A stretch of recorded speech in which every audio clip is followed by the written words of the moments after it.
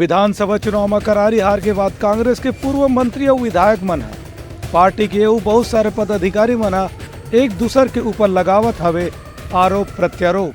छत्तीसगढ़ में विधानसभा चुनाव में कांग्रेस के पराजय के बाद अब नेता मन के बीच में आपस में ही बयान के युद्ध शुरू हो गए हैं। दिल्ली में काली कांग्रेस के शीर्ष नेता मन छत्तीसगढ़ में हार की समीक्षा करी। एक बाद प्रदेश में भी पूर्व मंत्री और पूर्व विधायक मन एक दूसरे के ऊपर आरोप प्रत्यारोप शुरू कर दिया हवे।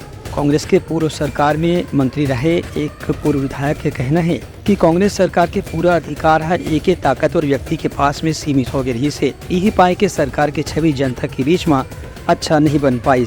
दूसर कोती पूर्व विधायक के कहना है कि सरगुजा क्षेत्र के एक बड़े नेता हा केवल अपन परिचित मन ही टिकट दिवाए के कोशिश करी से यही पाए के सरगुजा क्षेत्र में 14 के 14 सीट पर कांग्रेस ला हार के सामना करना पड़ी से। दूसर कोती प्रदेश कांग्रेस के पूर्व पदाधिकारी मन के भी कहना है टिकट वितरण में लगातार पैसा और रिश्वत जैसे बात के आरोप लगत रही से, जबकि पार्टी के बड़े नेता मन की ये कहना रही से कि पार्टी के सर्वेक्षण के बाद ही टिकट के दावेदार मन के नाम तय करे गए हैं। लेकिन कुछ पदाधिकारी मन के यह आरोप है कि टिकट दे के बदले में बड़े नेता मन पैसा के मांग करत रही हैं। फिलहाल कुछ नेता मन की ये भी मांग है कि प्रदेश कांग्रेस की तरफ से भी एक समीक्षा बैठक होना चाहिए जिसमें हर नेता ला बुला के हार के कारण पूछे जाए। Bureau report Uttaranchal news.